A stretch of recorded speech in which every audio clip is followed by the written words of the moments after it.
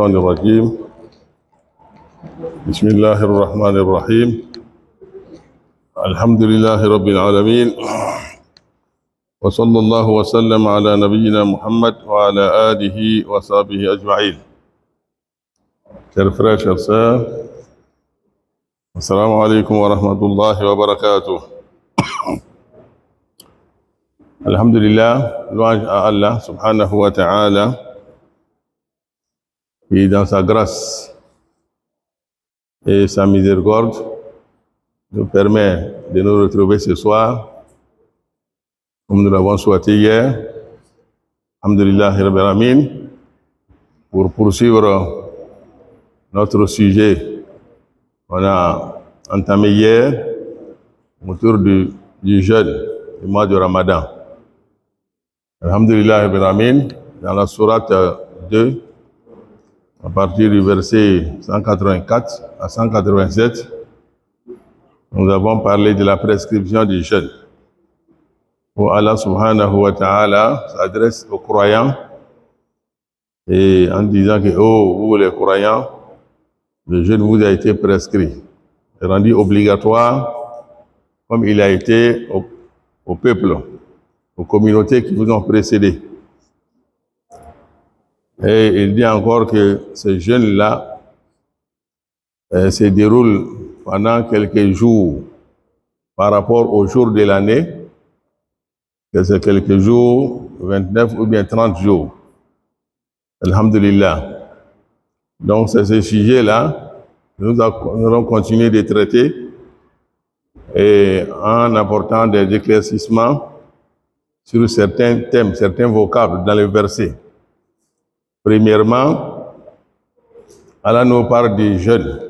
Le jeûne vous a été prescrit. Islamiquement, qu'est-ce que nous entendons de ce mot-là, de ce vocable-là, islamiquement? Et ensuite, dans les versets, Allah nous dit « Shahru Ramadan, allazi unzila fihi al-Qur'an » c'est le mois de Ramadan dans lequel le Coran a été révélé, a fait sa descente. Donc le mois de Ramadan, ça veut dire quoi? Donc ce sont des termes que nous devons comprendre. Si nous comprenons le sens de ces termes-là, cette compréhension nous aidera à avoir beaucoup d'éclaircissements sur les autres sujets. Donc en parlant du mot de jeûne, vous a été prescrit, littéralement le jeûne signifie abstinence, s'abstenir, as-sawm. Je ne veux pas parler, je ne parle pas aujourd'hui, littéralement. Je m'abstiens de parler, je m'abstiens de travailler, de dormir, de manger. C'est l'abstinence, c'est le sens littéraire. Mais ce qui nous intéresse ici, c'est le sens spécial dans la jurisprudence. Le jeûne se définit en tant qu'un acte qui consiste à s'abstenir des deux plaisirs. Le plaisir du ventre et du bas-ventre. Vous voyez? À partir du lever du soleil jusqu'au coucher du soleil. Avec l'intention d'avoir l'agrément d'Allah subhanahu wa ta'ala. Voilà. Hey, je m'abstiens de manger, de boire et également de satisfaire les désirs sexuels du début de la journée jusqu'à la fin de la journée. Pourquoi? Avec l'intention d'avoir l'agrément d'Allah subhanahu wa ta'ala. Voilà, avec l'intention d'adorer Allah. Sinon, il y en a qui s'abstiennent par régime. On dit, bon, tu es malade, donc il faut t'abstenir de manger à partir de telle heure jusqu'à telle heure. Ça, c'est pour avoir la santé, c'est avoir le bien-être physique. Donc ça, ce n'est pas pour une intention d'adorer Allah subhanahu wa ta'ala, c'est pour recouvrir la santé. Et donc, il faut que l'acte soit accompagné par cette intention d'avoir l'agrément d'Allah subhanahu wa ta'ala. Donc, je reviens encore là-dessus. C'est un acte qui consiste à s'abstenir des deux plaisirs, du ventre et du bas-ventre, du début de la journée jusqu'au coucher, avec l'intention d'avoir l'agrément d'Allah subhanahu wa ta'ala, ou bien avec l'intention d'adorer Allah subhanahu wa ta'ala. Voilà, donc si tout cela est réuni, alors nous pouvons dire qu'il y a jeûne. Donc, les jeûnes obligatoires, ou bien les jeûnes surrogatoires, c'est fait de la même manière. C'est l'intention qui fait la différence. Ah, voilà. Quand on nous dit Inch'Allah, donc ça c'est concernant la définition du mot jeûne. Et le mot Ramadan. On dit le mois de Ramadan. Ramadan, dans les calendriers musulmans, est le 9e mois de notre calendrier. Et Ramadan, littéralement, signifie la chaleur.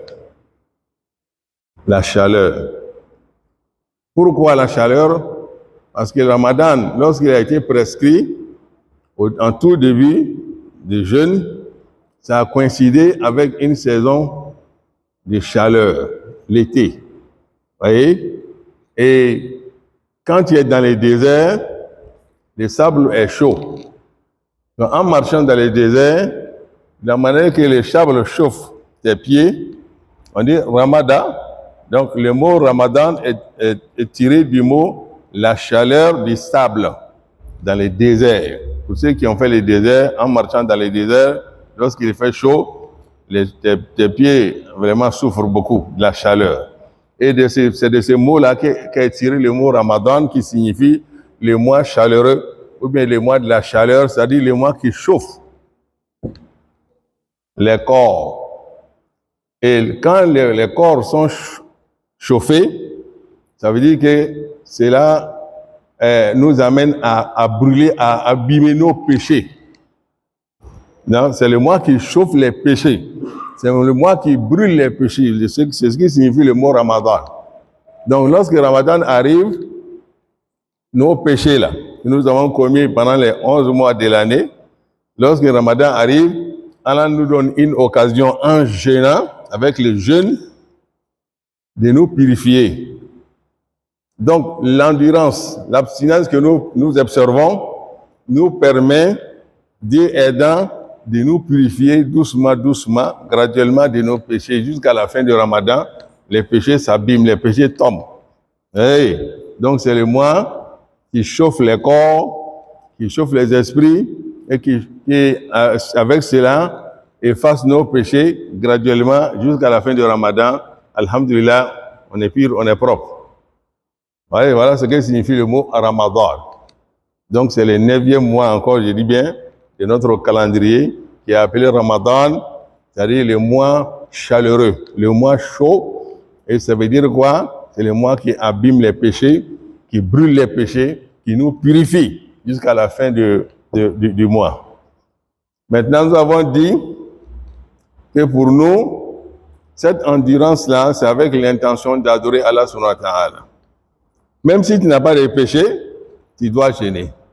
Donc c'est pour cela, le mot pénitence, nous en tant que musulmans, on dit il faut éviter ça parfois parce que il y en a qui disent mais on a fait quel crime, quelle abomination. Et pour se punir, non, c'est pas nous, pour nous c'est pas une question de nous punir. Ce n'est pas de se punir pour Allah subhanahu wa ta'ala, mais c'est pour adorer, c'est pour faire plaisir à Allah subhanahu wa ta'ala. Donc voilà un peu la différence. Quand on nous dit Inch'Allah, lorsqu'on parle de Ramadan, voilà ce qu'il faut comprendre. Et nous avons parlé de l'historique. C'est dans la 2e année de l'Hégire, le 8e mois, le mois de Sha'ban de la 2e année de l'Hégire, et la 2e semaine, c'est-à-dire le 2e lundi du mois de Sha'ban, Allah subhanahu wa ta'ala a fait envoyer Jibril, alayhi salam, avec les versets instituant le mois de Ramadan. Dans la 2e année, le verset dit Ya ayyuhallazina amanu kutiba alaykum as-siyam. Oh, vous les croyants, dans le mois qui vient là, le mois de Ramadan là, vous êtes invités à observer le jeûne. Et ce n'est pas vous seulement, mais vous allez imiter des peuples qui vous ont précédés. Donc vous n'êtes pas les seuls à observer le jeûne. Voilà comment Ramadan a été prescrit. Et nous l'avons dit hier. Et pendant cette prescription-là, Allah avait dit dans le verset que ceux qui ont des difficultés pour observer le jeûne peuvent rompre le jeûne et donner en compensation comme une quantité de céréales aux nécessités. Ça, c'était au début de la prescription. Les premiers mois de Ramadan, c'était comme ça. Donc, il n'y avait pas de problème de maladie. Quand c'est chaud, tu dis, ah, moi, aujourd'hui, là, je ne vais pas gêner, je vais donner en compensation quelque chose au nécessité. Donc, ça, c'était général. Mais c'est après cela, maintenant, Allah subhanahu wa ta'ala fait descendre un autre verset pour dire, cette faveur-là, maintenant, est réservée aux malades et aux vieilles personnes. Voilà. Donc, cette faveur-là revient à ces personnes-là. Donc, toute personne bien portante doit jeûner, n'a plus le choix entre le jeûne et la compensation. Tu dois jeûner si tu es bien portant. Sauf si tu es malade, et nous avons parlé, nous allons, Inch'Allah, développer les cas de maladies qui nous dispensent du jeûne. Donc, voilà un peu les différentes étapes de la prescription du jeûne. Et nous avons dit encore que pendant ces moments-là aussi, lorsque tu jeûnais et que tu faisais la rupture, fais un effort de manger ce que tu peux manger et d'aller avec ta compagne avant de dormir. Sinon, si tu dors sans avoir mangé quelque chose, ou bien sans avoir allé avec ta compagne, après ton réveil là, c'est fini, hein? Tu ne peux plus manger jusqu'au lendemain, soir. C'était comme ça le début.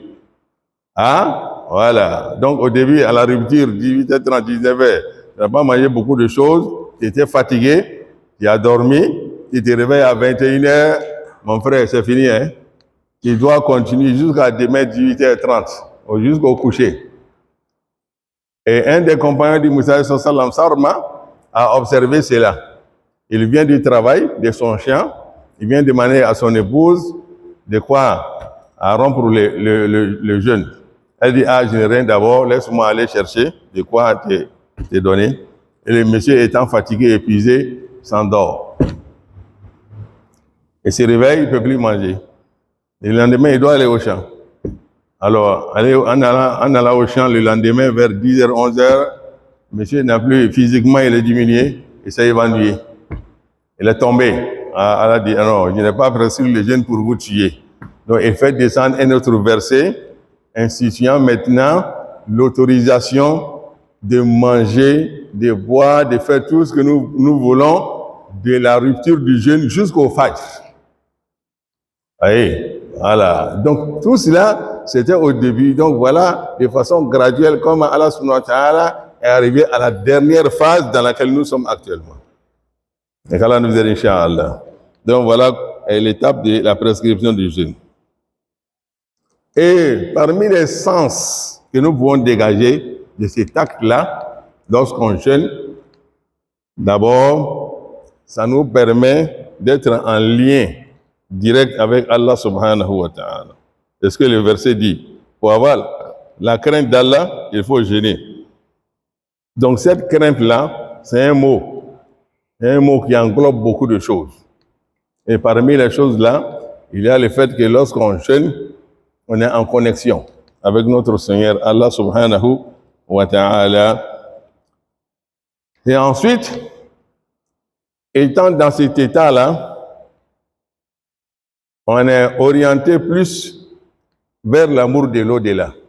On pense plus à l'au-delà, à ce qui nous attend à l'au-delà. C'est ça les bienfaits du jeûne. On espère, en jeûnant, qu'Allah subhanahu wa ta'ala, c'est-à-dire ça accroît notre ambition pour l'au-delà. Donc, parmi les vertus, les bonnes choses que nous pouvons retenir encore de cet acte-là. Il y a ensuite le fait que cet acte-là nous met dans un état de servitude totale pour Allah subhanahu wa ta'ala. C'est-à-dire, par exemple, le fait d'observer le sahour à une heure fixe, de manger jusqu'au dernier appel, cela est un acte d'adoration. D'observer jusqu'au dernier appel, c'est un acte d'adoration. Ensuite, observer les jeûnes jusqu'au coucher du soleil et jusqu'à l'appel au coucher du soleil. Et lorsque l'appel est lancé, le fait de boire ou bien de rompre le jeûne à l'heure indiquée, ça aussi c'est un acte d'adoration. Tu es récompensé pour ça. C'est ce que nous devons savoir. Donc, quand on arrête le sahour à la dernière minute, on a une récompense pour avoir respecté cela. Et quand on est premier à rompre le jeûne, à leur indiquer, on a plus de récompenses que les autres. Donc, ça nous met dans un état de servitude total pour Allah subhanahu wa ta'ala. On dit, bon, dans le jeûne, il faut éviter de regarder les images obscènes. Il faut éviter de proférer de mauvaises paroles. Il faut éviter d'écouter ce qui n'est pas bien, de toucher. Donc, cette abstinence-là, tu l'as fait pour qui? Pour Allah subhanahu wa ta'ala. Donc, comme je l'ai dit, ça développe en toi un état de servitude total pour Allah subhanahu wa ta'ala, chers frères, chers sœurs. Et ensuite, c'est également une occasion pour éduquer la communauté. C'est une éducation communautaire. C'est-à-dire, quand tout le monde jeûne, vous voyez que le jeûne devient facile à supporter. Mais si le jeûne surrogatoire, c'est toi seul qui jeûne parmi les gens, les autres sont en train de manger, toi seul dans le... Tu vois, ça dérange un peu. Ça te gêne un peu. Mais quand tout le monde jeûne ensemble, et vous allez voir que c'est la foi s'accroît. Dans le mois de jeûne, vous voyez qu'il y a une croissance de la foi, de la crainte, de la soumission dans la communauté. La perversité diminue. Voilà, donc c'est une occasion pour vraiment, même les musulmans un peu choses, font un effort de s'aligner. Allah nous dit, Inch'Allah. Donc voilà un peu, chers frères, chers sœurs, tout ce qu'on peut retenir maintenant de cet acte-là, chers frères, chers sœurs. Et maintenant, Allah nous dit, Shahru Ramadan alladhi unzila fihi al-Qur'an. Et le mois de Ramadan dans lequel le Coran a été révélé. Pour dire que ce mois est un mois béni. Parce que ce mois est dans lequel le Coran a été révélé.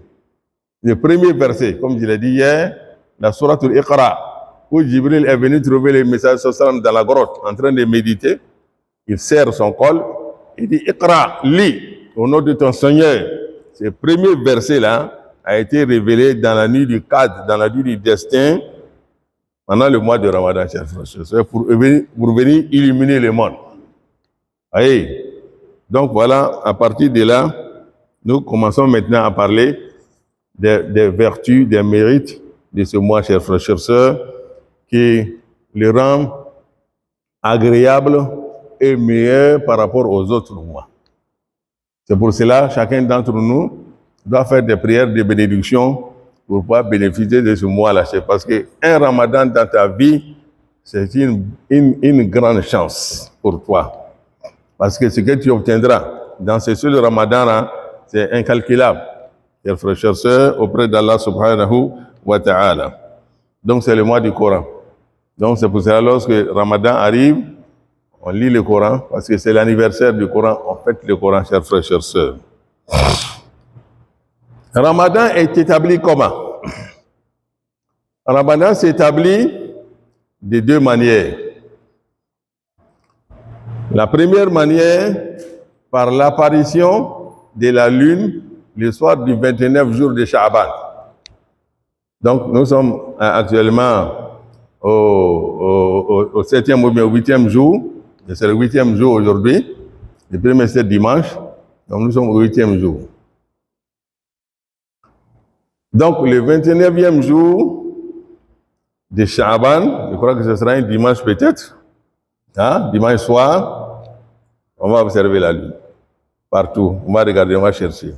Et lorsqu'on nous dit, le Ramadan, la lune est vue, est observée, le Ramadan, dès que l'information tombe, c'est Ramadan qui a commencé comme ça. Voilà, tu es dans Ramadan comme ça. Voilà, donc ça c'est la première manière. Voilà, d'observer le Ramadan. Et la deuxième manière, c'est de compléter le mois de Sha'ban à 30. Au cas où on nous dira que la lune n'a pas été observée, le dimanche soir, donc nous allons compléter Sha'ban à 30 jours.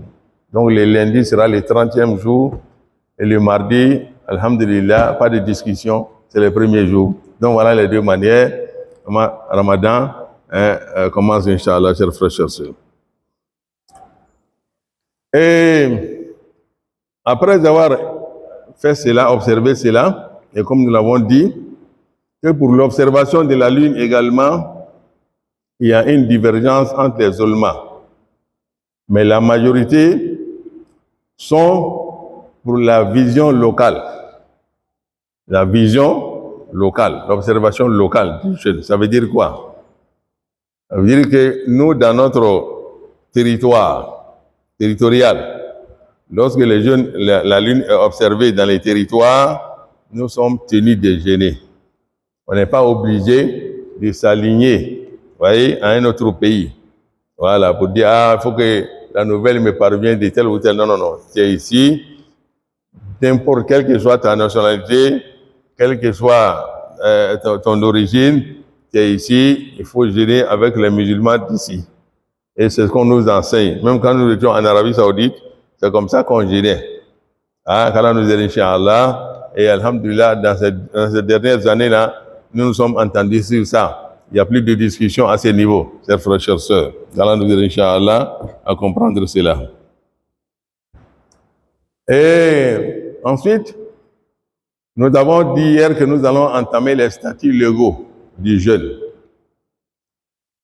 En commençant par les différentes conditionnalités à remplir pour jeûner. Mais avant de parler de ces différentes conditionnalités, c'est que le messager sallam demande à chacun d'entre nous, c'est de voir ses rapports avec ses semblables. Chacun d'entre nous, des rapports avec tes semblables, avec tes frères, tes sœurs, dans la famille, ton voisin, dès maintenant. S'il y a des palabres, des disputes, dès maintenant, il faut commencer à se réconcilier, à finir les palabres avant que le mois n'arrive. Parce que le messager sallam met en garde deux musulmans qui sont en palabre, qui ne se parlent pas, et chaque lundi et chaque jeudi, nos œuvres montent, nos dossiers montent à Allah, vers Allah subhanahu wa ta'ala, sur la table divine. Et Allah jette un coup de regard sur tous les dossiers. C'est-à-dire quand Allah regarde ton dossier, c'est avec miséricorde.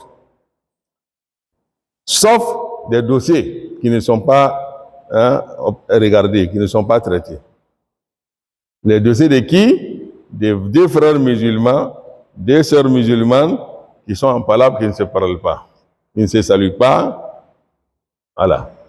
Ça peut être dans le couple, monsieur et madame, vous êtes en palabre, il n'y a pas de parole, il n'y a pas de communication. Ça peut être entre père et enfant, voisin. Donc faites un effort. Allah subhanahu wa ta'ala est fâché contre ces personnes-là qui ne se parlent pas. Il est interdit aux musulmans de rompre la parole à son frère musulman pas plus de 3 jours. C'est un danger pour vous. Donc, le premier d'entre vous qui approche l'autre, qui lui demande pardon, est le meilleur des deux. Donc, faites preuve d'humilité pour pouvoir bénéficier de ce mois-là. Parce qu'il y a des personnes qui vont rentrer dans ce mois-là jusqu'à la fin sans bénéficier de la grâce d'Allah subhanahu wa ta'ala. Voilà. Là, c'est la première catégorie de ces personnes-là qui sont en palabre, qui ne veulent pas se réconcilier. Donc, vous allez gêner pour rien. Donc, dès maintenant, je vous préviens. Donc, faites attention à cela. Deuxième catégorie de personnes qui doivent se repentir, ce sont les enfants désobéissants aux parents. Les enfants qui désobéissent, qui sont en palabre avec leurs géniteurs, là. Tu es musulman, mais tu n'es pas en bon terme avec ton papa ou avec ta maman. C'est que ton islamité, là, vraiment, c'est un danger. Donc, fais un effort de te repentir, de te réconcilier avec tes géniteurs avant, parce que Dieu nous dit que l'agrément de Dieu réside dans l'agrément des parents. Et la colère de Dieu réside également dans la colère des parents. Donc fais attention, sauf s'il t'invite à désobéir à Allah subhanahu wa ta'ala. Si ce n'est pas le cas, donc dès maintenant, il faut repentir. Il faut chercher à harmoniser tes relations avec tes parents. Sinon, tu vas jeûner le Ramadan pour rien. qu'Allah nous en garde.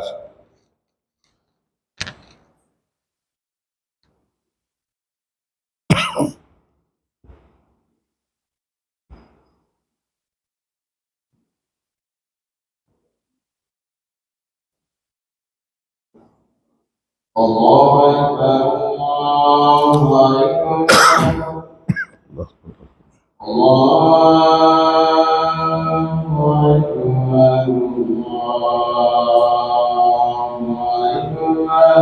Allah.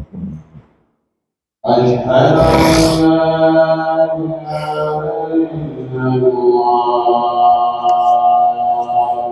أشهد أن لا إله إلا الله. أشهد أن لا إله إلا الله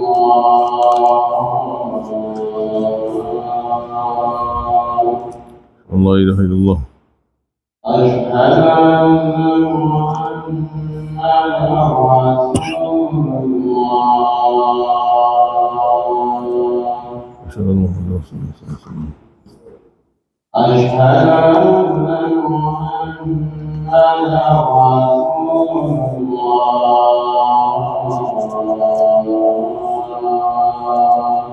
أشهد أن محمدا رسول الله. حي على الصلاة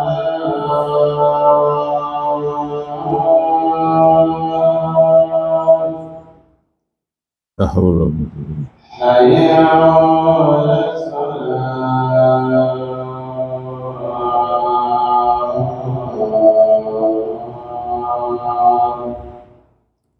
لا حول ولا قوة إلا بالله. حي على الفلاح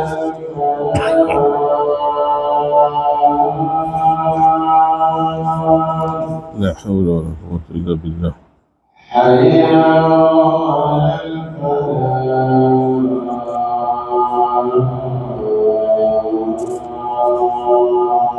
لا حول ولا قوة. الله أكبر الله أكبر الله أكبر الله. لا إله إلا الله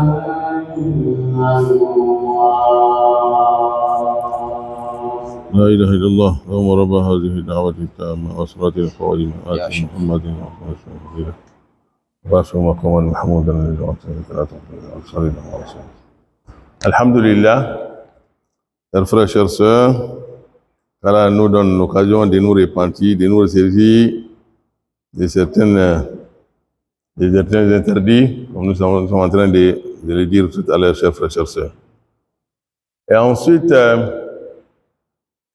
les musulmans qui sont éprouvés par l'alcool. Et les musulmans, ils prient, ils jeûnent, mais il est éprouvé par l'alcool. Il boit. Alors, dès maintenant, c'est l'occasion pour toi également de te repentir, de chercher à abandonner l'alcool. Le messager de sallam, les musulmans alcooliques, ne bénéficiera pas de la grâce d'Allah subhanahu wa ta'ala, de la miséricorde d'Allah subhanahu wa ta'ala pendant le ramadan. Donc, si tu as un ami qui boit, dis-lui que l'imam lui demande vraiment de faire un effort, de se repentir, d'arrêter de boire.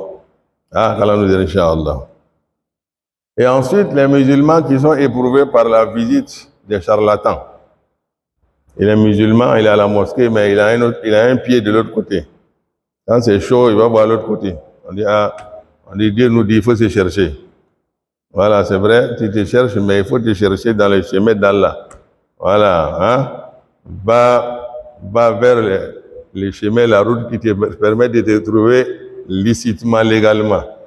Voilà, il faut éviter les chemins, hein, les autres chemins là qui mènent vers le diable, vers le Satan. Voilà, il ne faut pas aller là-bas. Donc chacun d'entre nous se cherche, mais on se confie à Allah subhanahu wa ta'ala avec les prières, avec tout ce qu'il faut, Inch'Allah, pour guider nous aide à trouver une solution à nos problèmes. Donc ceux qui sont éprouvés par ce genre de pratiques-là, donc faites un effort de vous ressaisir. Ne croyez pas en ces choses-là. Car le message sallam met en garde les musulmans qui sont éprouvés par ça, par la visite des charlatans.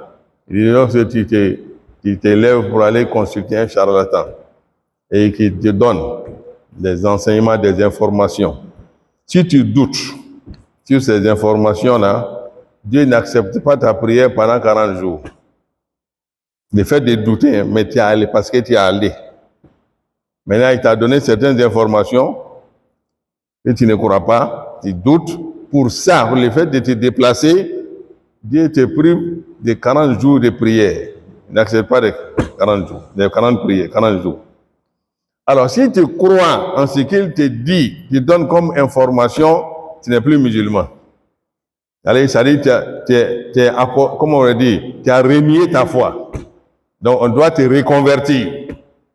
Vous voyez comment c'est dangereux? Voilà, c'est comme ça. Voilà, nous Inch'Allah. Donc c'est pour ça qu'il faut faire attention là où tu vas te chercher, là, il faut faire attention. Il faut bien voir.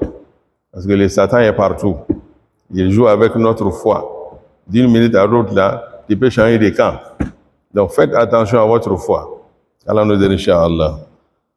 Donc voilà, chers frères, chères sœurs, quelques mises en garde que le Messie sallam nous donne avant d'arriver à Ramadan. Donc Allah nous facilite cela, il nous permet de vivre dans l'harmonie, dans l'entente entre nous et nos frères, et nos sœurs, et nos époux et nos épouses, Inch'Allah, pour que lorsque Ramadan arrive, vraiment que nous puissions tous bénéficier de la grâce et de la miséricorde d'Allah subhanahu wa ta'ala. Maintenant, après cela, nous allons terminer notre causerie de ce soir, Inch'Allah, en parlant des conditionnalités. On ne va pas finir, on va se donner un rendez-vous, Inch'Allah. Jusqu'au début du Ramadan, il y a beaucoup de détails à donner. C'est-à-dire c'est pour vous approvisionner suffisamment avec les enseignements, afin que nous puissions tirer profit au maximum du Ramadan. Voilà, donc nous sommes là, Inch'Allah, jusqu'au Ramadan pour échanger. Voilà, et on va ouvrir la porte aussi pour les questions, pour d'éventuelles préoccupations. Alhamdulillah.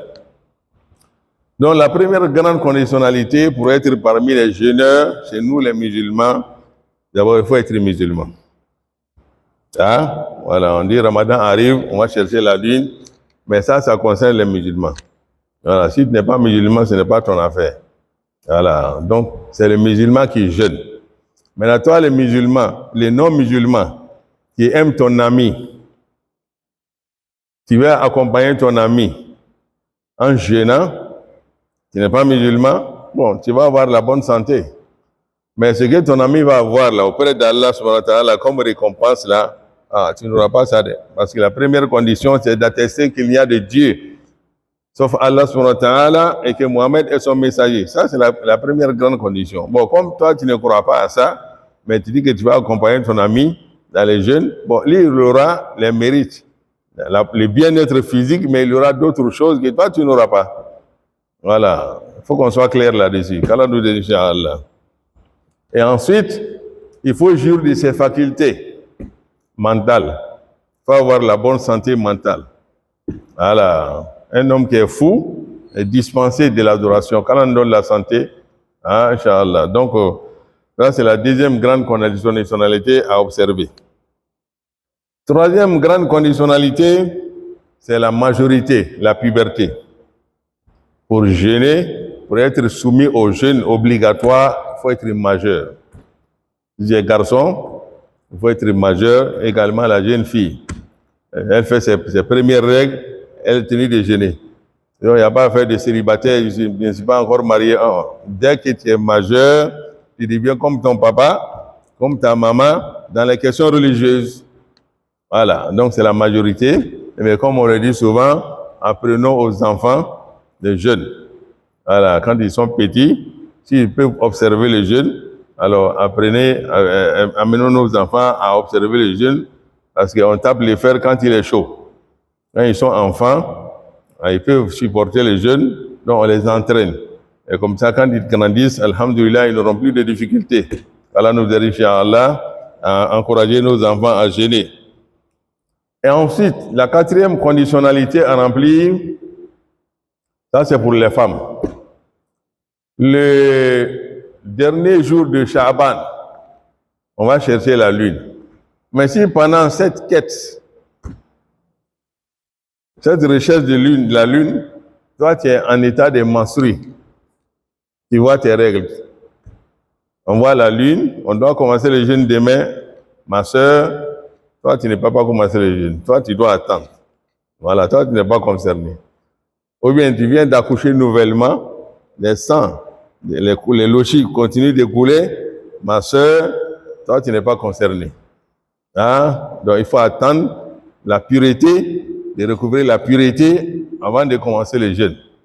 Alors nous disons Inch'Allah. Donc ça c'est pour les femmes. Donc ça c'est la quatrième conditionnalité. Il faut être pur des menstrues et des lochis avant de prendre l'intention de jeûner pour Allah subhanahu wa ta'ala. Et ensuite, Dieu nous dit dans le verset, فَمَنْ كَانَ مِنْكُمْ مَرِيدًا أَوْ عَلَى سَفَرٍ, dans le verset, que celui qui est malade ou bien en voyage, il peut rompre le jeûne et il va rembourser après.